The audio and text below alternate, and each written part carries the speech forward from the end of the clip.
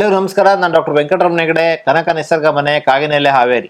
ಆತ್ಮೀಯರೇ, ಇವತ್ತು ನಮ್ಮ ಜೊತೆಗೆ ಕನಕ ನಿಸರ್ಗ ಮನೆ, ಕಾಗಿನೆಲೆ, ಹಾವೇರಿಯ ಮುಖ್ಯ ವೈದ್ಯಾಧಿಕಾರಿಗಳಾದಂಥ ಮೂಲತಃ ಕೇರಳದ ತ್ರಿಶೂರಿನ ಡಾಕ್ಟರ್ ಜಿನು ಆಂಟೋನಿ ಅವರಿದ್ದಾರೆ.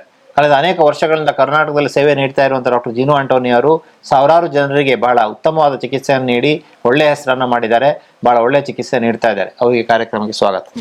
ಸೊ ಇವತ್ತು ಡಿಪ್ರೆಷನ್ ಯಂಗ್ ಏಜಲ್ಲಿ ತುಂಬ ಜನರಲ್ಲಿ ನೋಡ್ತಾ ಇದ್ದೇವೆ. ಸಾಫ್ಟ್ವೇರ್ ಇಂಜಿನಿಯರ್ಸ್ ನೋಡ್ತಾ ಇದ್ದೇವೆ, ಮಕ್ಕಳಲ್ಲಿ ನೋಡ್ತಾ ಇದ್ದೇವೆ. ಎಸ್ಪೆಷಲಿ 20-25 ವರ್ಷದ ಆ ಒಂದು ಟೈಮ್ನಲ್ಲಿ ಅನೇಕರಿಗೆ ಡಿಪ್ರೆಷನ್ಗೆ ಹೋಗ್ತಾರೆ. ಸೊ 30 ವರ್ಷದವರೆಗೂ ಹೋಗ್ತಾರೆ ಕೆಲವರು. ಸೊ ಈ ಡಿಪ್ರೆಷನ್ನ ಸರಿ ಮಾಡ್ಲಿಕ್ಕೆ ಸಾಧ್ಯ ಇದೆ. ಕೆಲವು ಹಾರ್ಮೋನಲ್ ವ್ಯತ್ಯಾಸಗಳಿಂದಾಗಿ ಅಥವಾ ಕೆಲವು ಪರಿಸ್ಥಿತಿಯ ಒಂದು ವ್ಯತ್ಯಯದಿಂದಾಗಿ ಈ ಡಿಪ್ರೆಷನ್ ಉಂಟಾಗತ್ತೆ. ಅದರ ಮೂಲ ಕಾರಣವನ್ನು ಕಂಡುಹಿಡಿದು ಅದಕ್ಕೆ ಕೌನ್ಸಿಲಿಂಗನ್ನು ಮಾಡಿ ಯೋಗದ ಮೂಲಕ ಜೊತೆಗೆ ಸರಿಯಾದ ಚಿಕಿತ್ಸೆಗಳ ಮೂಲಕ ಡಿಪ್ರೆಷನ್ನ ಸರಿ ಮಾಡ್ಲಿಕ್ಕೆ ಸಾಧ್ಯ ಆಗುತ್ತೆ. ಹಾಗಾದ್ರೆ ಈ ಡಿಪ್ರೆಷನ್ ಬಗ್ಗೆ ಡಾಕ್ಟರ್ ಏನ್ ಹೇಳ್ತಾರೆ ಕೇಳೋಣ. ಡಿಪ್ರೆಷನ್ಗೆ ನಾವು ಇಷ್ಟು ವರ್ಷದ ಎಕ್ಸ್ಪೀರಿಯನ್ಸ್ ಅಲ್ಲಿ ಡಿಪ್ರೆಷನ್ಗೆ ಕಾರಣ ಅಂತ ನನಗೆ ಗೊತ್ತಾಗಿರೋದು ಎರಡೇ ಕಾರಣ. ಒಂದನೇದಂದಿರೋದು ಕೇಳಕ್ಕೆ ಜನರಿಲ್ಲ ಅಂತ. ಯಾಕೆಂದ್ರೆ ಅವರಿಗೆ ಚೈಲ್ಡ್ಹುಡ್ ಅಂತಾನೆ ಈಗಲ್ಲ, ಸಣ್ಣ ಮಕ್ಕಳಲ್ಲಿ ಚಿಕ್ಕ ವಯಸ್ಸಲ್ಲಿನೇ ಇದು ಡಿಪ್ರೆಷನ್ ಅಂತೆಲ್ಲ ನಾವು ಕರಿತಾ ಇರ್ತೀವಿ. ಆನ್ಸೈಟಿ, ಭಯ ಬರೋದು, ಟೆನ್ಷನ್ ಆಗೋದು. ಯಾಕೆಂದ್ರೆ ಇವ್ರಿಗೆ ಏನಾದ್ರು ಮಾತಾಡಬೇಕು ಅಂದಿರುತ್ತೆ, ಬಟ್ ಕೇಳಕ್ಕೆ ಜನರಿಲ್ಲ. ಅವ್ರ ಪೇರೆಂಟ್ಸ್ ಬಿಸಿ ಇರ್ತಾರೆ, ಇಲ್ಲ ಫ್ರೆಂಡ್ಸ್ಗೆ ಅಷ್ಟೊಂದು ಈಗ ಅಟ್ಯಾಚ್ಮೆಂಟ್ ಅಂದಿರೋದು ಕಡಿಮೆ ಆಗ್ತಾ ಬರ್ತಾ ಇದೆ. ಸೊ ಹಂಗಿರೋರಲ್ಲಿ ಮಾತಾಡಕ್ಕೆ ಒಬ್ರು ಇಲ್ಲ ಕೇಳಕ್ಕೆ ಒಬ್ರು ಇಲ್ಲ ಅಂತ ಇರುವಾಗ, ಕೇಳಿಸ್ಕೊಳ್ಳಕ್ಕೆ ಒಬ್ರು ಇಲ್ಲದೆ ಇರುವಾಗ ಡಿಪ್ರೆಷನ್ ಅಂತ ಒಂದು ಕಂಡೀಷನ್ಗೆ ತುಂಬಾ ಜನರು ಹೋಗ್ತಾ ಇದ್ದೆ. ಅದಕ್ಕೆ ನಾವು ಕನಕ ನಿಸರ್ಗ ಮನೆಯಲ್ಲಿ ಬರುವಾಗ ಅವರಿಗೆ ಚಿಕಿತ್ಸೆಗಳಿಗಿಂತಾನು ನಾವು ಅವ್ರದ್ದು ಕೌನ್ಸಿಲಿಂಗ್ ಅಥವಾ ಕೇಸ್ ಹಿಸ್ಟ್ರಿನೇ ಒಂದು 15 ನಿಮಿಷ 20 ನಿಮಿಷದಿಂದ ಆಗಿರುತ್ತೆ. ಯಾಕಂದ್ರೆ ನಾವು ಹೇಳ್ತೀವಿ ಅಂದ್ರೆ ನಾವೇನ್ ಮಾಡೋದೇ ಇಲ್ಲ, ನಾವು ಕುತ್ಕೊಂಡು ಅವ್ರಿಗೆ ಏನ್ ಹೇಳಕ್ಕಿರೋದು ಅಂತ ಕೇಳ್ತೀವಿ. ಅಂದ್ರೆ ಅವರು ಲಾಸ್ಟ್ ದಿನ ಹೋಗುವಾಗ ಅವ್ರು ಹೇಳೋದೇ ಹಾಗೆ, ನಿಮ್ ನಗುಮುಖ ನೋಡುವಾಗ್ಲಾನೆ ಅರ್ಧ ಕಾಯಿಲೆನೆ ನಮ್ದು ಹೋಗುತ್ತೆ. ಯಾಕೆಂದ್ರೆ ಅವ್ರದ್ದು ಕೇಳಕ್ಕೆ ಒಬ್ರು ಇರುತ್ತೆ ಅಂತಿರೋದೇನೆ ಒಂದು ದೊಡ್ಡ ರಿಲೀಫ್ ಅವರಿಗೆ. ಸೊ ಮೇನ್ ಒಂದೇ ಕಾರಣದಂದಿರೋದು ಕೇಳಕ್ಕೆ ಒಬ್ರು ಇರ್ಬೇಕು ಅಂತ. ಸೊ ಒಂದು ಚೇಂಜ್ ಅವರಿಗೆ ಬೇಕೇ ಬೇಕಾಗತ್ತೆ. ಹಂಗಿರುವ ಜನರಲ್ಲಿನೇ ನಾವು ಕನಕ ನಿಸರ್ಗ ಮನೆಗೆ ಬನ್ನಿ, ಅದ್ರದ್ದು ಅವಶ್ಯಕತೆ ಎಷ್ಟು ಪರ್ಸೆಂಟೇಜ್ ಇದೆ ಅಂತ ನೀವು ಡಿಸ್ಚಾರ್ಜ್ ಮಾಡ್ಕೊಂಡು ಹೋಗುವಾಗ ನಿಮಗೆ ಗೊತ್ತಾಗುತ್ತೆ ಬಂದಿರೋದು ಎಷ್ಟು ಒಳ್ಳೇದಾಗಿದೆ ಅಂತ. ಎರಡನೇದು ಕಾರಣ ಅಂತ ನಾನು ಕಂಡುಹಿಡಿದಿರೋದು ಮಲಬದ್ಧತೆ. ಈ ಕಾನ್ಸ್ಟಿಪೇಷನ್ ಅಥವಾ ಮಲಬದ್ಧತೆ, ಗಟ್ಟಿನ ಸಮಸ್ಯೆ ಇರುವವರಿಗೆ ಒಂದು 90% ಜನರಿಗೂ ಈ ಡಿಪ್ರೆಷನ್ ಇಲ್ಲ ಅಥವಾ ಆನ್ಸೈಟಿ. ಹೌದು, ಗಟ್ ಬ್ರೈನ್ ಆಕ್ಸಿಸ್ ಅಂದಿರೋದು. ನಾವು ಗಟ್ಟಿನ ಸೆಕೆಂಡ್ ಬ್ರೈನ್ ಅಂತಾನೆ ಕರೆಯೋದು.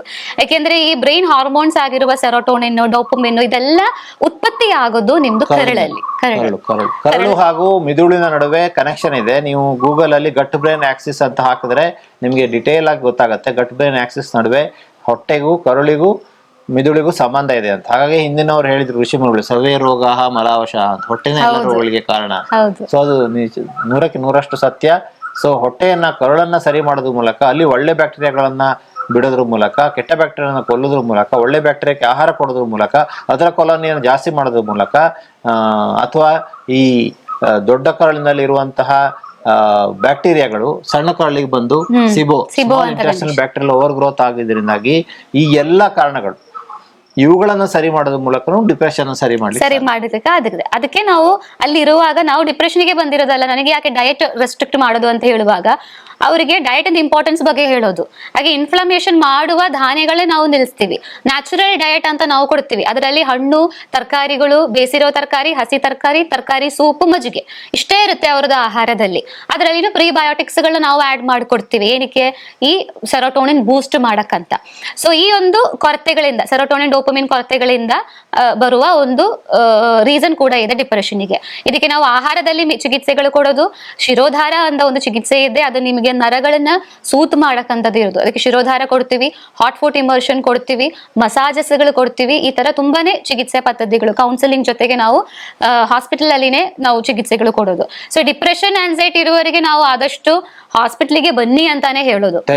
ಡಿಪ್ರೆಷನ್, ಆಂಗ್ಸೈಟಿ ಇದ್ದವರು ಖಂಡಿತವಾಗಿ ಬರಬಹುದು, ಫಲಿತಾಂಶ ಕೊಡ್ತೀವಿ. ಹೌದು, ಯಾಕೆಂದ್ರೆ ಅವರಿಗೆ ಮನೆಯಲ್ಲೇ ಕುತ್ಕೊಂಡು ಆಹಾರ ಪದ್ಧತಿ ಚೇಂಜ್ ಮಾಡಿ ಅಂತ ಹೇಳಿದ್ರೆ ಆ ಎನ್ವಿರಾನ್ಮೆಂಟ್ ಚೇಂಜ್ ಆಗಲ್ಲ.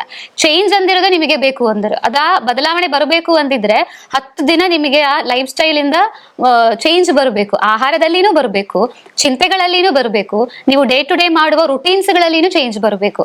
ಸೊ ಇಷ್ಟು ಒಟ್ಟಿಗೆ ಆಗುತ್ತೆ ಕನಕ ನಿಸರ್ಗ ಮನೆಯಲ್ಲಿ. ಚಿಂತೆಯನ್ನ ಬಿಟ್ಟು ಚಿಂತನೆಯ ಕಡೆ ಮರಳಿ ಚಿಂತನೆಯನ್ನು ಮಾಡಿ ಆಗ ಬದಲಾವಣೆ ಆಗತ್ತೆ ಅನ್ನುವಂತಹ ಒಂದು ಸಂದೇಶವನ್ನ ಮೇಡಮ್ ಕೊಟ್ಟಿದ್ದಾರೆ.